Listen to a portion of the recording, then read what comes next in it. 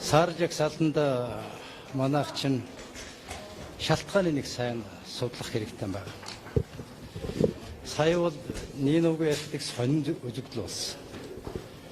Маш сайн ажилласан байна. Их зүйл хийсэн байна гэж Аз номхон далаа бүсний үзээд надад талархлын захидлын үс энэ 10 сард ирүүлэхтэй танах эрчимчсэн хяналтын зэрэглэлд байсан нэг зөөлрүүлж багасгаж ердийн хяналтын зэрэглэлд шилжүүлвэ. Баяр хүргье гэсэн юм захидлын үс. Хүлээжилд би асуултанд чинь нэг л хариулж. Тэгээ тэр захидлын ихээр нь зэрэглэлийн бууруулж байгаа юм чинь гайгүй байлгүй гэж үзчихсэн Парист очиад шийдвэр гарчихсан. Энэний шалтгааныг сайн үзэх хэрэгтэй байна. Энэ Монгол банкны ерөнхийлөгч чинь ярих зүйлийнхаа 10% ярьж яана гэдэг тэнд хүнд ярих юм байна шүү дээ. Ажил хариуцж байгаа хүнд. Энийг бүгдийг сонсох хэрэгтэй. Энэ бол хоёр дахь тохиолдол. Нэг дахь тохиолдол бол саарл жагсаалтанд ордог чинь 13 онд болсон. 13 онд. Би та нарт нэг жаахан түүх яриад өгч. Тэр юунаас болсон юм гэхээр 12 оны 4 сарын 27-нд Их хурлын нэр бүхий 78 гишүүн стратегийн салбарт гадаадын хөрөнгө оруулалтыг хязгаарлах тухай хууль гэж хууль санаачилсан. Ойлгосноо? Тэр хууль 5 сард яг сонгуулийн өмнө батлагдсан.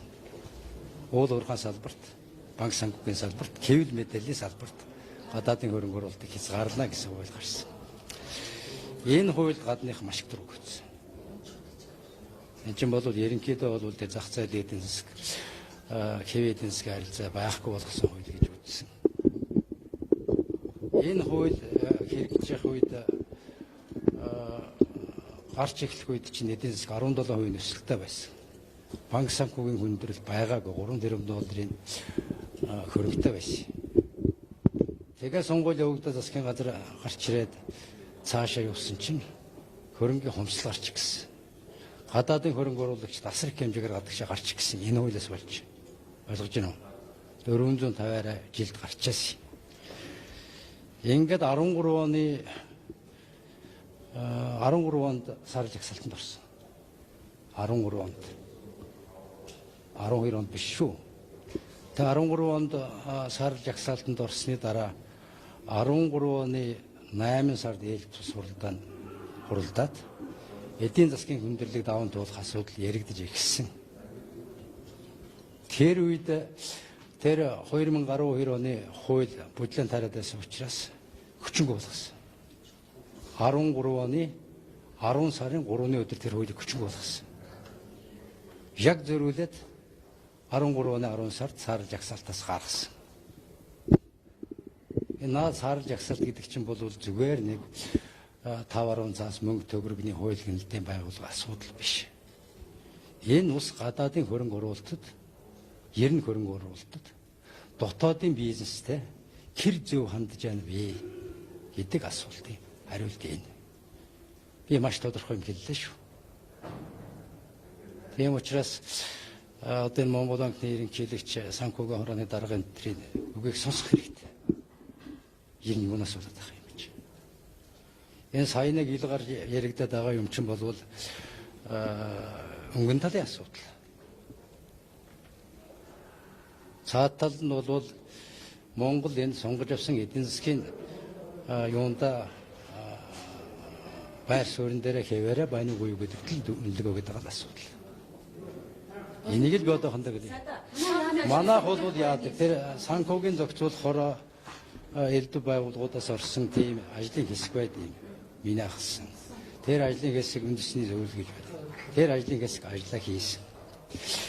Нодлон жил хүмүүс явуулсан ороогүй. Ер нь бол 13-аас 16 оны үйл ажиллагаанд гэсэн үнэлгээ шүү дээ. 13-аас 16 оных.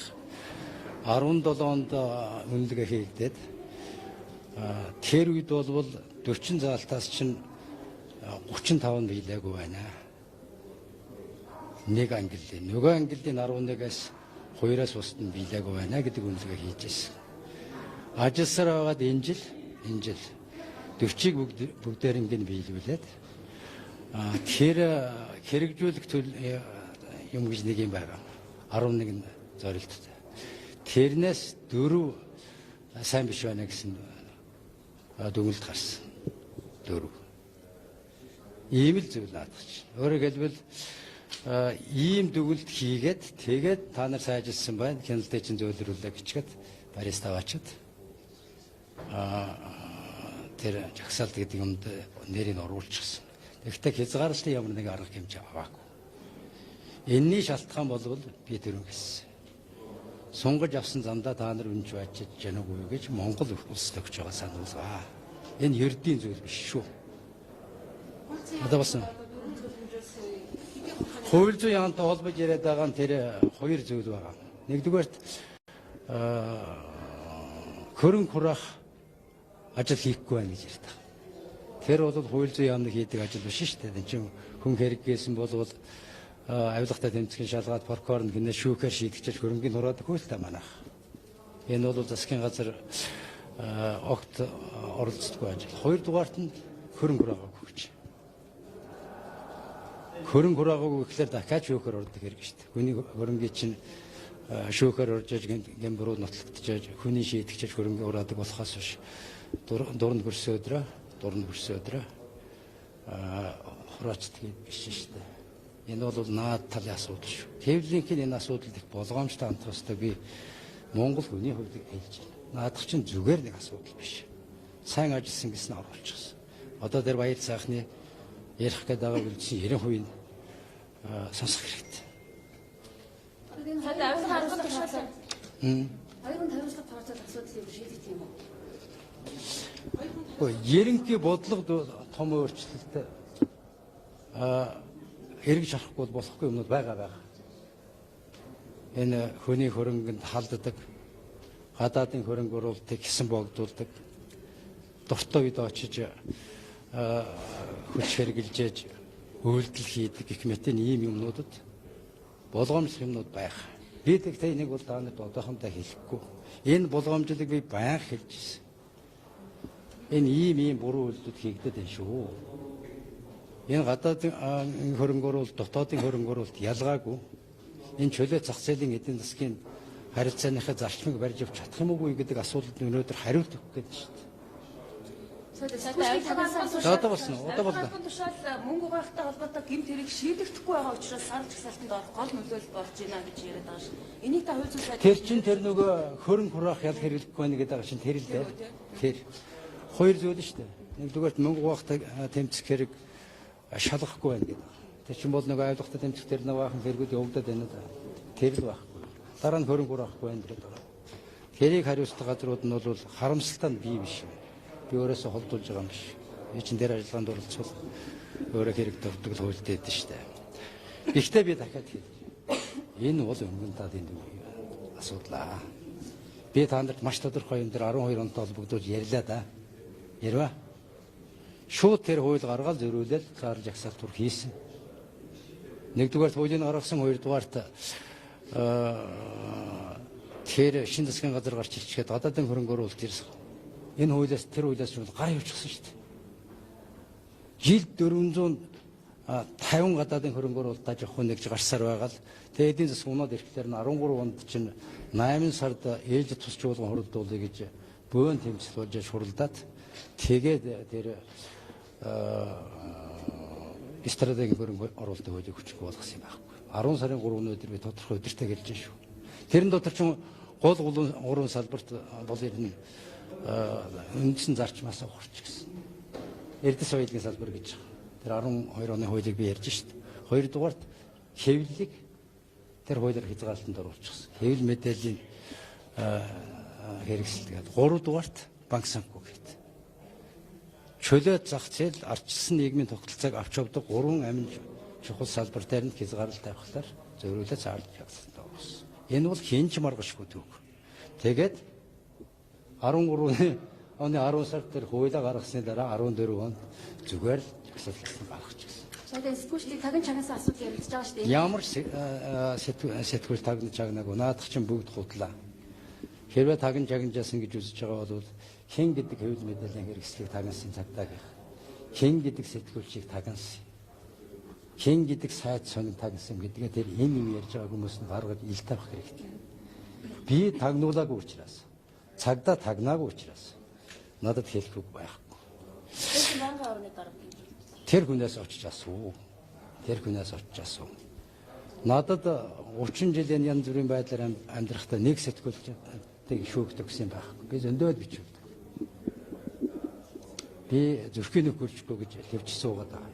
Нэг хэвлэл мэдээллийн хэрэгслийг би шүүгт өгч үзээ. Нэг сэтгүүлчтэй би заргалдаж үзээ. Тэр тусмаа та нарыг тагнаж чагнах өчүүхэн шаардлага надад байхгүй. Би та нарыг бүгдээр ингэ чинь тагнахгүйгээр хэмбэ гэдгийг чинь мэдэн шүү дээ. Сайдаа өмсөлийн цэцэн Одоо басна уу? Тэр бол нөгөө баяр сайхан ерөнхийлөгчийн үгийг сонсё гэдэг байгаа юм. Тэр хүнд өөрийн би хэлж болохгүй юм байна гэж яриад шүү дээ. Би цухалзуулж хаяад шүү дээ. Би цухалзуулж хаяад шүү дээ. Гэхдээ би нарийн юмыг ярихгүй байна л да. Энэ хурлын өмнө би зөндөө юм ярьсан. Энэ усалтай шүү, болгоомжтой байгаараа. Ийм ухаангүй үйл хиймгүй байна гэж зөндөө дарга нарт хэлсэн зөрүүлэл гигэлсэн. Ер нь бол энэ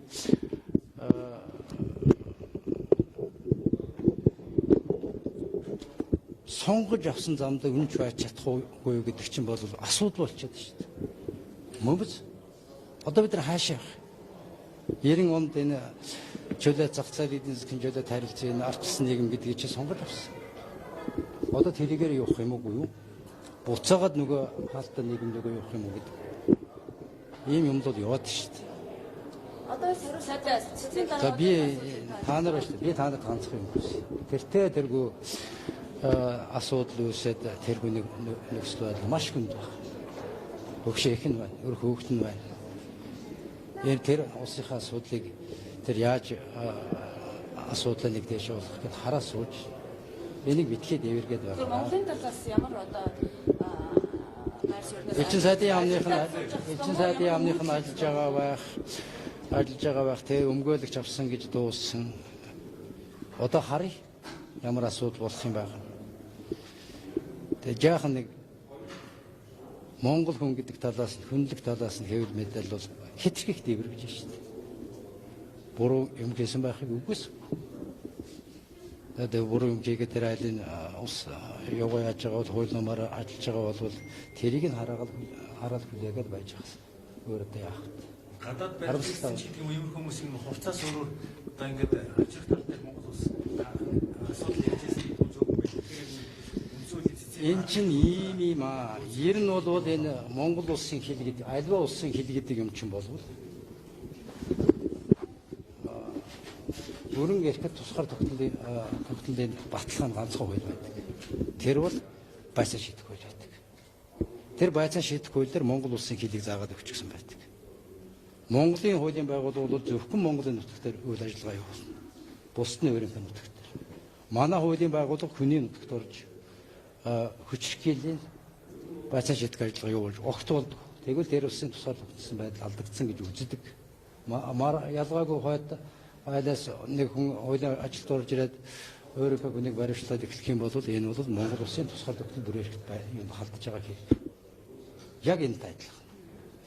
Тэр утгаараа тэр 2003 онд гадаадас хүн очирсан асуудлыг чинь болвол гадаад улсын тусгай албатай хамтарч тэдний зөвшөөрлөд тэдний тусламжлагаар хийгддэг ажил. Тэрийг хийгээгүй нэг. Хоёрдугаарт энэ би нэг баахан гэрээнүүд байгуулууд байна да. Ялтан шилжүүлэх гэрээ гэмтэтгээд шилжүүлэх гэрээ. Энэ чинь болвол тэр хаалгаа нээх гэдэг байгаа байхгүй юу? Харилцан ажиллаж хэрвээ гадна тал ажиллагааг хийх шаардлага гарах юм бол тэдний дэмжлэгийг авъя гэсэн хаалгаа нээж байгаа санаатай юм чинь. Ийм л ээ. Тэрнээс нэг биш үү? Нэг биш үү? 98-9 оны үед Америкаас бас нэг хүн авчирсан. Ийм балмууд юм хийж. Балмууд юм хийж. Тэр хүн сайхнаас ирсэн. Сайхнаас ирсэн. Манай мэдчихэл байгаа шүү дээ. Өсөж мэдчих. Огт хийж болдгоо юмыг энэ манай тусгаалмынх нь за намайг байж авах үед бол хийгээгүй. Цагдаа талаасаа би ярьж шүү. огт болдгоо асуудал надад чинь. Зүгээр энэ солонгосын тэр онгоцчин болвол яг хуулиараа бол тэдний нутаг дэвсгэр. Тэдний нутаг дэвсгэр. Одоо их дарга одоо юу гэдэг Монгол улсын үндсэн хуулийн цэцгийн Тэгэхээр тэдний учраас тэдний нутаг учраас тэдний нутаг дэвсгэрийг тооцогдох учраас тэдний ажиллагаа явуулдаг шүү дээ. Хуулийн ялгаа нарийн хэмжээ тэгж гарч ирдэг. Одоо дарга шалгуулж байгаа юм байна шүү дээ. Цаанаасаа ирээл өмгөөлөгч аваад тэгээд өмгөөлөгчтэйгээ тэр мэдүүлгийн тэр өгөөл учир байдлаа тайлбарлал явж байгаа юм байна лээ. Тэр одоо хувь иргэнийхээ үүднээс хариуцлага өгөх юм бол Монгол улсын нэр хүнд эмгэгчлэг хүндэтгэхгүй байх юм байна. Тэр чинь бол гэвэл боломжтой болоо тийм одоогийн нөхцөл байдлаар. тэрийг бол тэр айлын тал асуудлаа шийдэж шүү дээ. Биднээс асуухгүй. Ялгаагүй бид нар ч гэсэн солонгос иргэдийн асуудал үүсгэсэн бол биднээс асуудаггүй шүү дээ. Монгол улсын иргэн ингэчлээ гэхээр манай талаас хэрэг үүсэлт хийх юм бэ гэдэг юм байна. Ямар ч тохиол бурууч бай зөвч бай эцэн сайдын яамнахын дээр ажиллах хэрэгтэй шүү дээ. Хэлмэгдэж яах уу юу? Асуудлын зөв шийдэж яах уу юу? Эрхэнд нь хуулиусаар хандж яах уу юу? Тэр буруугээс нь хоёрдугаар зэрэг асуудал. Гол нь Монгол хүн Монгол улсын иргэн албан тушаалтанч бай, эс албан тушаалтанч бай. Хүнийгээ төлөө явах ёстой юм. Тэрний тулд л нэлээд сайдын яамч байдаг. Тэрний тулд л нэлээд сайдын яам ажилдаг гэдэг шүү дээ. Буруу зөв ямар ч тохиолдолд явах ёстой. Тэр бүр хүн асан бас ч явж л байгаа шүү дээ. Одоо би баахан хүн шилжүүлж авах гээд гүйцэлтэй бүтлгүй юмуд болоод явж л байна. Хүн гэдэг талаас хандах асуудал шүү дээ. Би тэгээд дахиад тав хүнд хэлээ. Энэ асуудлыг нэг жаахан дэвүүргэлгүй хүлээж байдлыг нэг боттойгоор харахыг бодооч. Хэцүү байгаа шүү дээ цаадаа. Өөр хүүхэд нь байна, настай ээж нь байна, эхнэр нь байна. Монгол улсын нэр хүндийн асуудал байна. Давхар ийм юмнууд бодож явах хэрэгтэй. Би та нарт зовлон байгааг ойлгож байна. Шаар жагсаалтын тухай нэг юм та нарт маш тодорхой ярьсан шүү. Энэ Монгол улс сонгож авсан замаасаа буруу хазаах юм бол маргааш юм байна. Маргааш юм. 35 тэрбум төгрөгийн хөрөгтэй холбогдлолтой асуудал гадаадын нэг иргэнийг холбогдуулчихад анхан шатны шүүх нь хуралдангууд тэр хүнийг гаргаж ирчихад хөрөнгөний энд үлдчихсэн шүү дээ. Энд чинь бүгдийг харж байгаа шүү дээ. Бүгдийг харж байгаа шүү дээ. Одоо жишээ нь манай хорход нэг Америк иргэн Австрали иргэн ял хэдэлж байна. Муншээ гэдэг. Бас л Монгол бахан хөрөнгө оруулалт хийсэн. Хоорондоо маргалдаж байгаа шоронд суучихсан. Энийг гадныхаа юу гэж үзэж байгаа юм гэхээр манай улсын иргэн танад хөрөнгө оруулчихсан байж хахад хуйлдаж хагаад нөгөө төнгөд шүүхээр оруулаад шийдэгчтэй гэдэг зарга одоо хүртэл тасрахгүй байна. Швейцарын шүүхтэр маргаан хүртэл явагдаж байна. Чин болвол тийм жижигхэн асуудал биш шүү. За баярлалаа.